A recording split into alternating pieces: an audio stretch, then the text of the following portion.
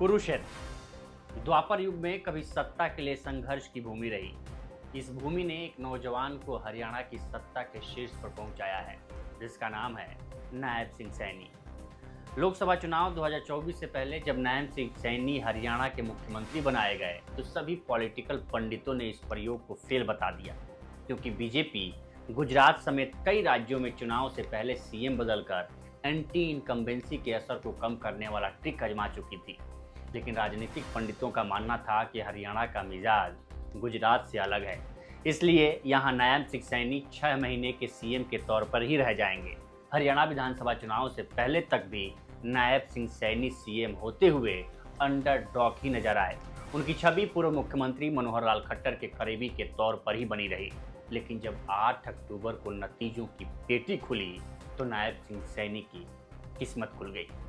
आज हम इस वीडियो में जाटलैंड के इर्द गिर्द घूमती हरियाणा की राजनीति में अचानक सैनी की एंट्री पर बात करेंगे और उनके बारे में जानने की कोशिश करेंगे। नमस्कार, मैं उपेंद्र कुमार। दरअसल किसान आंदोलन और महिला पहलवानों की नाराजगी ने हरियाणा की राजनीति को काफी प्रभावित किया है।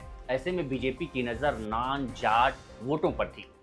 जाट समुदाय की राज्य में करीब 25% आबादी है। चुनाव में यह समाज किंग मेकर की भूमिका में देखा जाता है। बीजेपी से लेकर कांग्रेस तक जाट समाज को साधने में कोई कसर नहीं छोड़ते हैं। हरियाणा सरकार के आंकड़ों के मुताबिक राज्य में पिछड़ा वर्ग की आबादी 31% है, जबकि अनुसूचित जाति की संख्या 21% है। यही वजह थी कि बीजेपी ने खट्टर को वर्तमान से पूर्व मुख्यमंत्री बनाने में देर नहीं की। हरियाणा में ओबीसी समुदाय का दबदबा है। यही वजह है कि पार्टी ने कम समय में ज्यादा पॉपुलैरिटी पाने वाले नायब सिंह सैनी को सबसे बेहतर चेहरा माना। और इस बीच पहलवान, किसान, जवान और खेल और खिलाड़ी को लेकर जो जिस तरह से बीजेपी घिरी थी और जाट जिस प्रकार से प्रोमिनेंट चेहरा है वहाँ, उसी को साधने के लिए पूरे चुनाव को बीजेपी ने जाट और गैर जाट में बदलने के लिए ही नायब सिंह सैनी को मुख्यमंत्री की कुर्सी सौंपी थी।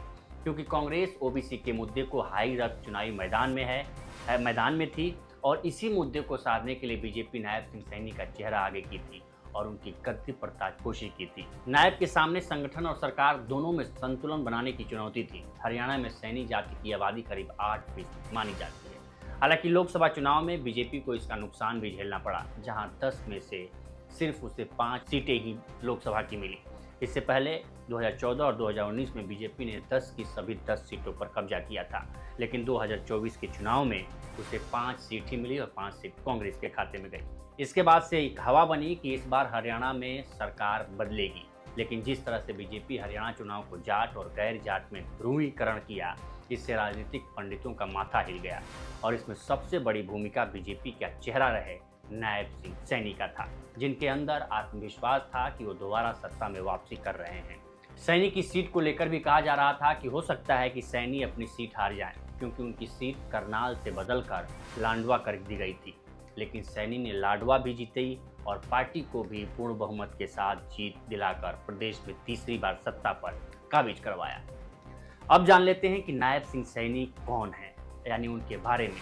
नायब सिंह सैनी का जन्म 25 जनवरी 1970 को अंबाला के गांव मिर्जापुर माजरा में हुआ था। उनके पास बीए और एलएलबी की डिग्री है। सैनी संघ से जुड़े रहे, यानी आरएसएस से जुड़े रहे। इसी दौरान खट्टर से उनकी मुलाकात हुई और वो बीजेपी में शामिल हो गए।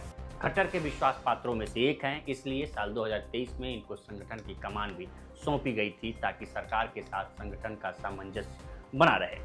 कुरुक्षेत्र से सांसद भी रह चुके हैं। साल 2019 के चुनाव में जीतकर वो लोकसभा पहुंचे थे, वही कुरुक्षेत्र की सीट से। इससे पहले साल 2014 के विधानसभा चुनाव में जीत दर्ज की थी। इसके बाद उन्हें खट्टर सरकार में राज्य मंत्री बनाया गया था। लेकिन नायब सिंह सैनी साल 2010 के नारायणगढ़ विधानसभा से रामकिशन गुर्जर से चुनाव हार गए थे। उसके बाद उन्होंने वो विधानसभा क्षेत्र छोड़ दिया था। सैनी ने संगठन में लंबे वक्त तक काम किया है। सबसे पहले उन्हें 1996 में हरियाणा बीजेपी के संगठन में जिम्मेदारी दी गई थी। उसके बाद साल 2002 में नायब सिंह सैनी अंबाला बीजेपी युवा मोर्चा के जिला महामंत्री बने थे। 2005 में सैनी बीजेपी अंबाला युवा मोर्चा के जिला अध्यक्ष बनाए गए। फिर उन्हें बीजेपी हरियाणा किसान मोर्चा का प्रदेश महामंत्री भी बनाया गया। साल 2012 में नायब सैनी का प्रमोशन हुआ और उन्हें अंबाला का जिला अध्यक्ष बना दिया गया। संगठन में अनुभव, संघ से नाता, खट्टर के करीबी और ओबीसी के बड़े चेहरे, यही कुछ बड़ी वजह रहीं जिससे सैनी सत्ता के सिंहासन पर विराजमान हुए। तो इस पर आपकी क्या राय है, हमें कमेंट कर सेक्शन में ज़रूर बताएं। बाकी देश दुनिया की तमाम खबरों के लिए बने रहें लोकमत न्यूज़ के साथ। नमस्कार।